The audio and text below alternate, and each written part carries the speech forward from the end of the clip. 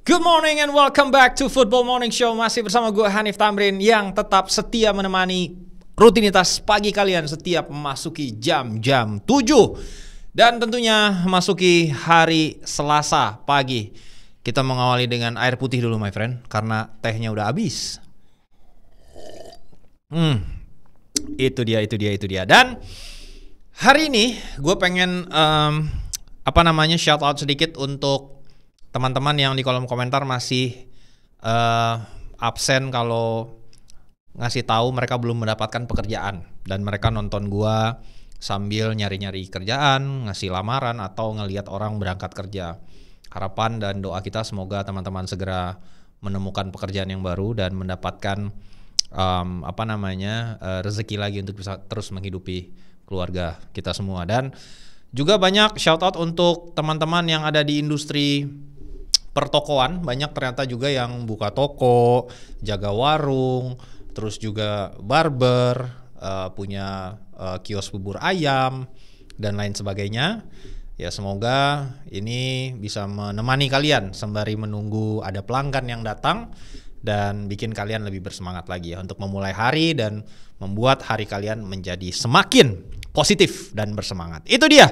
Hari ini gue pengen recap sedikit ada materi apa yang pengen kita angkat. Tentunya ada wawancara eksklusif in-depth Ruben Amorim dan curhatannya terkait seperti apa turbulensi yang dialami di musim pertama bersama Manchester United.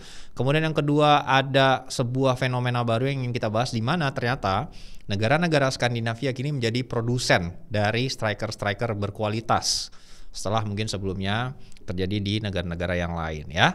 Berikutnya kita akan bahas juga tentang seperti apa kurang lebih ini ongoing case yang terjadi terhadap Raul Asensio yang hari Jumat lalu resmi mendapatkan tuntutan 2,5 tahun penjara, bek Real Madrid ini. Kita pengen bahas sedikit secara in-depth seperti apa positioning kasusnya, seperti apa berawal, sekarang bagaimana legal case-nya, dan kedepannya akan seperti apa gitu. Itu antara lain beberapa hal yang pengen kita bahas dan let's jump into it. Oke, dengan membuka topik yang pertama hari ini, gua pengen memulai dengan sedikit analisa dan juga updates tentang curhatan Ruben Amorim setelah melewati musim pertamanya yang sulit bersama Manchester United. Jadi banyak sekali ups and down, terutama di sisi Liga Inggris, turnamen Liga Inggris, kompetisi Liga Inggris, di mana MU mencatatkan peringkat terburuk yang mereka capai selama ini. Kemudian juga banyak sekali masa-masa sulit yang akhirnya membuat sedikit friksi mungkin hubungan antara sang pelatih dengan pemilik, dalam hal ini Ineos, mungkin sedikit mengevaluasi kinerja yang dijalani oleh Ruben Amorim, which is sesuatu yang hal yang normal, seorang owner mengevaluasi kinerja dari sang manajer untuk bisa improve gitu. Apakah akan dilanjutkan kerjasamanya atau tidak gitu ya. Itu sempat menjadi perbincangan di akhir musim lalu. Dan terkait hubungan Amorim dengan Sir Jim, ketika ditanya oleh wartawan, itu Amorim bilang ya, kami sering bertukar gif di WhatsApp. Anjay, ikrip bingit gitu kan. Ikrip bingit my friend. Tuker-tukeran meme mungkin ya. Jadi tuker-tukeran gif. Jadi mungkin dia kirim bebek ya dibalas sama Sir Jim kucing gitu kan. Iya. Jadi ini lumayan ikrip nih antara manajer dan owner. Mudah menghadapi Sir Jim jika Anda menguasai apa yang Anda kerjakan dan bisa menjelaskannya dengan baik gitu. Maka Anda akan baik-baik saja, dibilang gitu. Namun, jika Anda mencoba omong kosong, dia akan langsung menjatuhkan Anda. Nah ini dia. Ini tipikal seorang businessman yang tidak ada tedeng aling-aling. Gak usah kebanyakan ngomong tapi gak ada aksi. Nah itu membuktikan track record dia sebagai seorang businessman yang memang merupakan salah satu bilioner paling kaya di Britania Raya sana gitu, dengan berbagai macam industri yang sudah dia taklukkan ya, petroleum lah, yang industri yang lain lah gitu. Dan itu membuat sebagai seorang businessman ya, Sir Jim ini mesti memastikan bahwasan investasinya itu harus kembali dengan bentuk profit. Dan ketika dia men-take over Manchester United dalam hal ini, situasi yang dihadapi MU berada dalam lilitan hutang hampir 2 miliar pound sterling. 1 miliar plus dalam bentuk pokok hutang dan 1 miliar kurang itu bentuknya bunga. Kalian bayangin. Makanya hal pertama yang dia lakukan adalah menyelamatkan United dari sisi financial disaster. Makanya semua pekerjaan yang bentuknya redundant langsung di-cut, bahkan sampai kita tahu bersama kan, makan siang untuk staff aja ditiadakan dalam usaha untuk melakukan dramatic cost cutting gitu, biar ini perusahaan tidak besar pasak daripada tiang. Nah, kaitannya ini memang Ineos mengevaluasi kinerja Ruben Amorim, dan Amorim mengakui dalam wawancara eksklusifnya ada masa-masa sulit yang dia alami terutama di Liga Inggris yang membuat dia merasa kayak tiap kali mau tanding itu moodnya atau perasaannya nggak enak karena dia tahu dia akan berada dalam situasi sulit. Dia bilang gini, musim lalu perasaan tidak berdaya itu datang ketika saya mempersiapkan pertandingan karena saya tahu kami akan kesulitan di laga-laga tertentu dan kami tidak kompetitif. Dia sendiri merasa nih ketika ketemu tim-tim tertentu, ya mungkin itu tim-tim yang secara di atas kertas lebih kuat atau tim yang secara track record performa juga lagi on fire, dia akan kesulitan gitu. Ya mungkin itu Arsenal, mungkin itu Liverpool, mungkin itu beberapa tim yang lain yang dia rasa kayaknya gue datang ke pertandingan ini probability didominasi dan kemungkinan kalahnya tuh gede banget gitu. Sehingga dia merasa ini tim gue gak kompetitif, tapi dia frustrasi karena dia tidak bisa melakukan apapun dan tidak bisa melakukan perubahan apapun karena dia masuk di tengah-tengah gitu. Dan tidak banyak juga pembelian yang bisa dilakukan di bulan Januari oleh Ineos untuk bisa membantu dan mensupport Ruben Amorim untuk bisa merubah keadaan ini.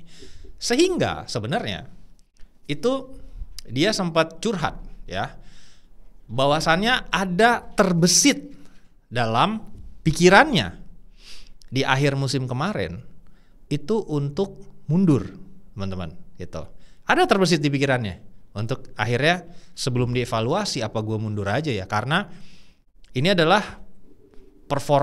salah satu performa Manchester United terburuk dalam sejarah, kalah di final Liga Eropa gitu. Jadi benar-benar tidak ada hal positif yang bisa dipetik gitu. Akhirnya dia bilang mundur tanpa kompensasi itu sempat dia sampaikan. Dia merasa yaudah gue mundur aja, lu nggak usah bayar pesangon gue gitu. Itu bentuk dari egonya dia bilang. Namun Omar Berrada dan Jason Wilcox ini tuh, Jason Wilcox ini kayak orang Jawa Timur ya, namanya kan Jason Wilcox gitu. Lucu dong, masuk dong. Masuk. Ayo ketawa dikit dong. Gak usah ditahan gitu my friend. Jadi Jason Wilcox berhasil membuat saya memikirkan kembali ya. Dan akhirnya memutuskan untuk stay, dan dia bilang saya ingin bertahan hingga 20 tahun di Manchester United. Dan sekarang tentu sudah ada new vibes yang dia rasakan, udah ada bentuk support yang disampaikan oleh para direksi yang ada di Manchester United dalam bentuk reassurance atau apa ya, kepastian bahwasannya posisi dari Amorim itu tidak dalam diskusi atau tidak dalam bahaya, dan dia akan terus menjadi manajer Manchester United gitu. Nah, untuk itu ada beberapa perubahan yang ingin diimplementasikan oleh seorang Ruben Amorim, terutama dengan struktur baru kepemimpinan yang ada di ruang ganti. Ya, kita semua tahu ada yang namanya bomb squad di MU, pemain-pemain yang dianggap toksik dan bisa merusak tatanan ruang ganti yang kondusif gitu. Akhirnya dibuatlah itu sebuah list yang bernama bomb squad. Di situ ada Marcus Rashford, Jadon Sancho, Alejandro Garnacho, Anthony, Tyrell Malacia. Ada 5 ya. Itu yang diupayakan untuk disingkirkan ya oleh Ruben Amorim, yang dia bilang berkali-kali, terutama dari sisi Garnacho, bukannya dia pemain yang jelek, tapi memang kadang ya nggak dapat aja vibe-nya gitu untuk pemain, dan ya nggak bisa diapa-apain gitu. Dan dia akhirnya memilih tatanan pemimpin yang baru di Manchester United yang revolve around beberapa nama. 1 Bruno Fernandes, 2 itu adalah Harry Maguire, 3 itu adalah Diogo Dalot, 4 adalah Tom Heaton, dan terakhir adalah Mazraoui. Jadi ini 5 pemimpin baru dalam struktur ruang ganti Manchester United moving forward. Dia bilang, sekarang jika pemain saya berlatih dengan buruk, saya akan tunjukkan gambar dan videonya. Ya, kalau ada di sesi latihan, satu pemain itu tidak memberikan dedikasi 100%, itu dikumpulin, diliatin video dan gambarnya. Nih, misal contoh, Kobbie Mainoo nih, nggak bener nih, lihat tuh, nggak ada dedikasi, nggak ada grit, nggak ada eagerness, nggak ada fighting spirit, tidak ada energi gitu. Gue liatin di depan semua orang biar mereka malu gitu.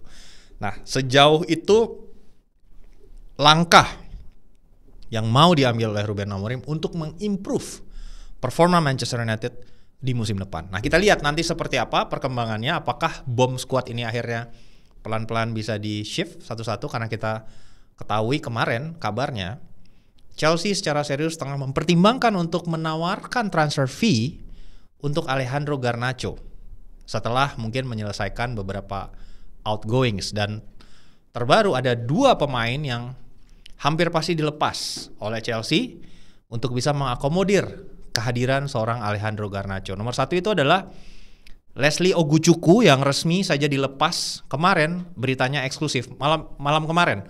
Eksklusif disampaikan oleh David Ornstein bahwasannya dilepas ke Burnley, walaupun tidak secara eksplisit disampaikan berapa mahar transfer yang dibayarkan oleh Burnley ke Chelsea gitu ya, untuk seorang Leslie Oguchukwu ya. Yang kedua itu adalah Dewsbury Hall yang sedang dinegosiasikan untuk dilepas ke Everton dengan asking price yang sudah diminta oleh Chelsea itulah 30 juta pound sterling. Gitu, ini kita nantikan seperti apa ini nanti yang progres Dewsbury Hall. Sementara Leslie Oguchukwu ini sudah resmi. Ini menunggu Christopher Nkunku untuk akhirnya nanti bisa unlock lah situasi Alejandro Garnacho. Apakah nanti akan ditawar berapa? Kita tunggu perkembangannya. Oke, itu terkait seperti apa bomb squad, kaitannya dengan Chelsea. Sekarang kita maju ke sebuah fenomena baru di mana 2 tahun terakhir atau 3 tahun terakhir negara-negara Skandinavia itu memproduksi striker berkualitas ya. Sekarang sosok profil striker didominasi oleh negara-negara Skandinavia ya, dengan postur yang mirip-mirip, memiliki physicality yang luar biasa, memiliki stamina yang luar biasa, memiliki naluri insting gol yang luar biasa, permainan menerjemahkan out to out striker di posisi kotak penalti, mengeksekusi peluang, seperempat peluang menjadi gol dengan situasi yang sulit. Itu kita lihat ada dalam diri striker-striker yang mostly berkebangsaan negara-negara Skandinavia.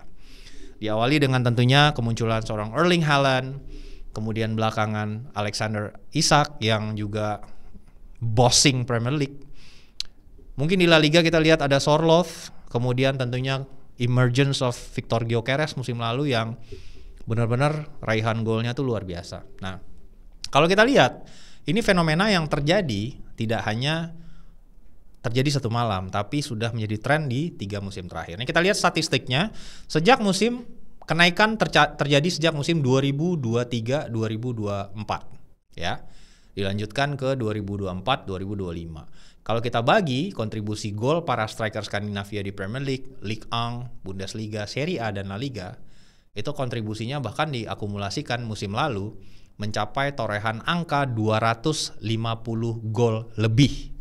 Itu berarti ya ini gacor-gacor semua, dan alasan ini bisa menjadi sebuah fenomena karena memang secara struktur pengembangan pemain itu di negara-negara Skandinavia seperti Swedia, Norwegia, Denmark in this case itu memang memiliki pakem yang mengakomodir keberadaan striker ortodoks nomor 9 ya. Kalau di Spanyol formasi 4-3-3 itu strikernya itu mostly false nine. Kalau di negara-negara Skandinavia formasi 4-3-3 itu beneran towering striker murni. Jadi itu yang di-highlight oleh Uwe Rosler. Ini adalah mantan pemain City yang malang melintang juga beberapa kali di Liga Inggris. Pernah melatih juga di Leeds, pernah melatih di beberapa tim Inggris, tapi mostly menghabiskan waktunya melatih di negara-negara Skandinavia kayak Denmark dan lain-lain ya.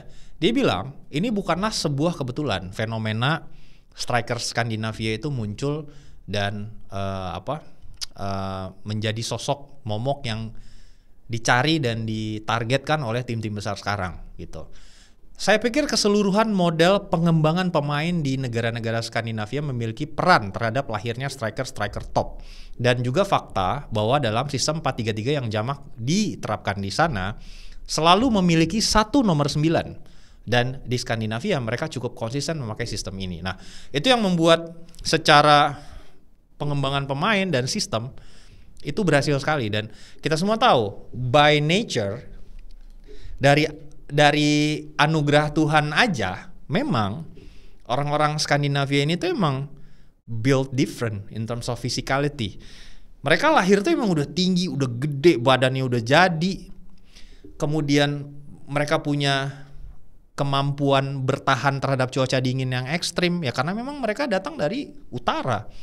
Ya kita ngomong Norwegia, kita ngomong Swedia, kita ngomong Islandia, itu ya musim dingin yang biasa di Inggris, yang biasa di negara-negara lain tuh buat mereka musim panas. Jadi ketika mereka pindah dari Islandia, Norwegia, pindah ke Inggris, ke Manchester misalnya, buat mereka mah summer ini my friend gitu kan. Gue nggak pakai sarung tangan juga Desember, nggak berasa. Gua di dalam stadion bulan Desember -7, -8 itu mau ngetik aja jari rasanya beku. Jadi lu bayangin pemain yang pemanasan tanpa sarung tangan, tanpa pemanas atau daleman lagi gitu. Makanya sering banget terjadi dikritik nih, terutama pemain-pemain Afrika. Yaya Toure kalau lu tonton video-videonya, udah musim keempat, musim kelima di Liga Inggris Desember masih pakai sarung tangan. Dan itu tuh kalian ngerti nggak? Itu menunjukkan show signs of weakness. Kalau lu tuh nggak bisa nahan dingin, gimana lu bisa bikin lawan lu tuh gemeteran sama lu? Jadi lu justru diketawain, ya elah pakai sarung tangan main di Desember. Gue kasih contoh, Kieran Tierney di Arsenal. Dia datang dari Skotlandia. Skotlandia itu 5-6 derajat lebih dingin daripada di Inggris lah gitu. Pernah nggak lu lihat dia Desember pakai kaos kaki panjang, kaos dalam, atau shorts dalam? Gak pernah. Kieran Tierney mah santai aja dia. Buat dia apa ini gitu. Nah itu yang membuat secara fisik, ketahanan fisik ini pemain-pemain Skandinavia built different ketimbang negara-negara yang memang terbiasa dengan iklim panas seperti pemain Afrika gitu ya, atau di Spanyol yang iklimnya memang lebih hangat gitu. Nah itu yang membuat salah satunya juga alasannya secara fisik ya lu susah ngelawan striker Skandinavia ini karena they're built physically very very powerful dan different gitu. Udah jadi gitu badannya gitu. Dan nggak ada tuh di body dikit encok, nggak kenal tuh mereka tuh. gitu. Nah itu yang ini menjadi sebuah pergeseran dan mungkin ini menjadi sesuatu yang positif karena memang surplus dari striker itu udah susah banget sekarang di Eropa dan akhirnya ya jadi blessing in disguise meskipun di posisi lain mereka masih ketinggalan. Jadi agak ironis juga negara-negara Skandinavia ini ketika berkompetisi di Euro misalnya atau di Piala Dunia ya strikernya aja yang bagus, supportnya kurang gitu kan, atau defense-nya juga BB aja gitu. Nah itu yang nanti mungkin ini bisa jadiin blueprint nih buat pengembangan pemain usia muda juga di Indonesia. Karena kita tuh kan punya kecepatan teman-teman. Kelebihan dari bangsa Indonesia itu adalah kecepatan gitu. Jadi mungkin secara sistem selalu tuh kita punya pemain-pemain sayap yang bagus. Nah ini yang mungkin harus dijadikan perhatian untuk nextnya seperti apa jenjang pembinaan pemain dan di mana area-area yang ini tuh harus lokal gitu. Area-area posisi yang kalau bisa jangan dinaturalisasi lah gitu. Ya, itu menurut gua. Oke, berikutnya kelanjutan drama dari Ademola Lookman bersama Atalanta, di mana kemarin akhirnya dia secara resmi menyampaikan, gue udah sampaikan episode kemarin, permintaan transfer request ke pihak Atalanta karena Atalanta menolak penawaran 45 juta euro dari Inter Milan. Nah, akhirnya setelah transfer request itu disampaikan, terjadi pro dan kontra karena banyak klaim lah, banyak versi dari pihak Atalanta maupun pihak Lookman yang membuat fans terbelah, ya, fans Atalanta terbelah gitu. Akhirnya Ademola Lookman buka suara di sosial medianya, lewat Instagram pribadinya dia merasa dia tidak diperlakukan dengan adil dan dia merasa tidak dihargai oleh Atalanta. Gitu, dia bilang, untuk para fans detak jantung klub ini, aku sungguh-sungguh minta maaf. Ujungnya seperti ini. Dalam hal ini dia akhirnya minta transfer request. Aku harap kalian mengerti kalau posisi ini sungguh sulit. Ini tentang berdiri untuk hal yang kuanggap adil dan benar. Nah, jadi masalah utama yang terjadi miskomunikasi antara Lookman dan Atalanta itu adalah klaim terkait gentleman agreement yang mereka sepakati bersama. Dari versi Lookman, 45 juta euro itu bagian dari gentleman agreement yang sudah disepakati dengan Atalanta untuk membiarkan kalau ada penawaran sebesar itu, dia boleh pindah. Versi Atalanta, ini versinya berbeda. Dari klub menjelaskan betul ada gentleman agreement dengan bracket transfer sekitar 45 juta euro, namun itu hanya berlaku bagi tim di luar Italia. Karena yang nawar ini Inter Milan, ya Atalanta berhak untuk meminta transfer fee premium dalam hal ini 50 juta euro. Nah, itu yang membuat disagreement ini terjadi. Akhirnya Ademola Lookman strike, dia akhirnya ngambek dan dia melakukan perlawanan dengan statement-statement untuk menjelaskan ke pihak fans. Karena kan ini emang udah terjadi beberapa kali, kalau kalian notice juga sebelumnya dia juga didiskreditkan oleh mantan pelatih Atalanta ketika musim berjalan gitu. Dan pada saat itu ya memang Atalanta posisinya lebih membela sang manajer. Dalam hal ini siapa namanya yang sekarang ngelatih Roma, kok gue jadi lupa. Ya itulah pokoknya ya, tolong kalian ingetin gue di kolom komentar. Yang Juve juga sempat ngincar sebenarnya tapi nggak, akhirnya dia milik Roma gitu. Oke, itu terkait saga dari Ademola Lookman. Semoga fans Inter bisa bersabar. Ya mungkin nanti akan membuahkan hasil yang manis buat kalian di penghujung penutupan bursa transfer. Dan berikutnya kita akan membahas sedikit in-depth karena menurut gue ini penting. Ini penting sekali. Gue belum membahas tentang Achraf Hakimi karena gue harus baca dulu kasusnya seperti apa. Makanya gue pelan-pelan gue mulai dengan Raul Asensio.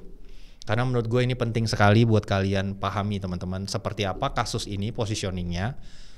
Apa dakwaan yang dituduhkan terhadap Raul Asensio, seperti apa potensi kedepannya terkait status Asensio, hukumnya, dan apakah dia masih bisa bermain membela Real Madrid kedepannya atau tidak. Oke? Kita coba bahas dulu terkait kasus Raul Asensio yang terjerat kasus distribusi sex tape, ya, atau video hubungan seksual, ya. Jadi kita coba runtut dulu nih. Ini kasus terjadi 2023. Jadi ini udah cukup lama, sekitar 2 tahun yang lalu. Pada tanggal 15 Juni 2023, ada 5 pemain Madrid Junior, Madrid Castilla, ya, 5 orang nih, ya, berlibur di Amadores Beach Club. Amadores Beach Club ini letaknya di Gran Canaria. Oke, sedikit dekat ke Puerto Rico gitu. Nah, ada 3 diantaranya dari 5 orang ini ada 3 yang udah diketahui identitasnya, ya. Satu adalah Ferran Ruiz, satu adalah Juan Rodriguez, dan satu lagi adalah Andreas Garcia. Jadi dari 5 yang berlibur, ada 3 yang identitasnya sudah di-reveal, ya. Ferran Ruiz, Juan Rodriguez, dan Andreas Garcia. Nah, pada saat liburan di Amadores Beach Club ini, ketiga pemain tersebut melakukan hubungan seksual dengan 2 wanita, ya. Satu berusia 18 tahun, di mana sudah dideem cukup umur, namun satu lagi itu masih minor, berusia 16 tahun. Jadi ini masih tergolong anak-anak, ya. Para pemain tersebut diduga terlibat melakukan kegiatan video merekam kegiatan seksual tersebut tanpa konsen dari kedua wanita ini. Jadi ketika hubungan seksual itu terjadi antara 3 pemain Madrid Castilla tersebut dengan 2 wanita, satu umur 18, satu umur 16, antara 3 ini ada yang merekam, tetapi tidak meminta izin, tanpa konsen lah intinya lu direkam kegiatan itu. Lalu pada 6 September 2023, selang 4 bulan kurang lebih, kedua wanita tersebut ditemani oleh ibunya itu melapor ke Guardiola Civil Office yang terletak di Santa Maria de Guia gitu. Jadi mereka lapor ke kurang lebih kantor polisi di sana setempat gitu. Terkait adanya video sex tape ini yang diambil tanpa persetujuan mereka gitu. Laporan ini dilakukan oleh kedua wanita setelah meminta video tersebut dihapus. Tetapi versi mereka, video itu dihapus tapi sebelumnya ditransfer dulu ke device yang lain. Jadi masih ada versi yang lain yang disimpan oleh 3 orang yang merupakan pemain Real Madrid Castilla ini. Nah, kenapa mereka bisa tahu itu belum dihapus? Karena ternyata dari 2 wanita tadi, salah satunya tuh memiliki pacar yang juga bermain di Real Madrid C, yang kembali menemukan video tersebut masih ada dan tersebar, ya. Jadi dari 2 wanita itu salah satunya punya pacar yang juga bermain di Real Madrid C, yang rupanya mungkin udah tersebar di grup-grup pemain-pemain muda Real Madrid gitu.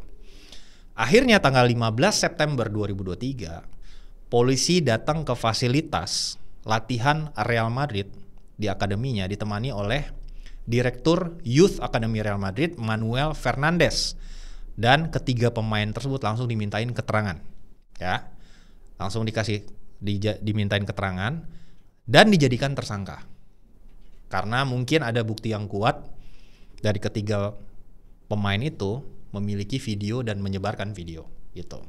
Akhirnya ditetapkan sebagai tersangka. Kurang lebih kalau lu mau jadi tersangka kan lu harus ada bukti dulu nih, gitu.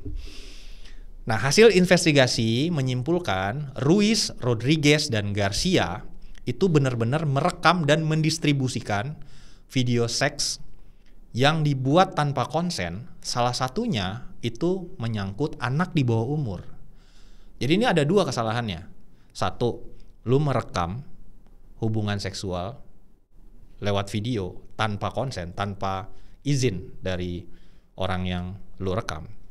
Kedua, di dalam video itu ada anak di bawah umur.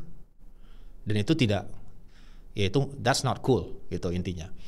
Nah, sementara gimana Raul Asensio, bek tengahnya Madrid yang sekarang jadi inti nih, karena Alaba cedera, Eder Militao cedera, Rudiger cedera gitu kan. Banyak sekali bek tengahnya yang cedera. Akhirnya tiba-tiba dia dipromosikan kan di bulan 2024 kalau gue nggak salah, bulan September apa November gitu, akhirnya dia dipromosikan jadi pemain inti. Nah, kenapa tiba-tiba Raul Asensio ini terjerat dalam kasus ini? Karena tadinya kan dia barengan di Real Madrid Castilla, tiba-tiba dia dipromosiin ke tim utama.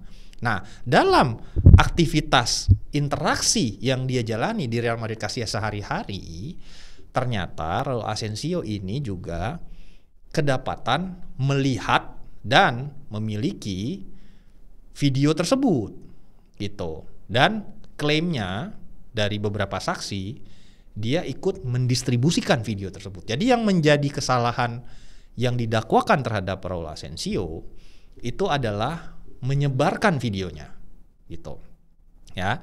Dan akhirnya jaksa itu menuntut pada hari Jumat, resmi menuntut Asensio dengan tuntutan 2,5 tahun penjara, my friend, ya. 2,5 tahun penjara hukumannya yang dituntut oleh jaksa penuntut umum terhadap Raul Asensio. Nah, balik lagi, kita semua punya precedents kasus seperti ini, itu banyak contohnya.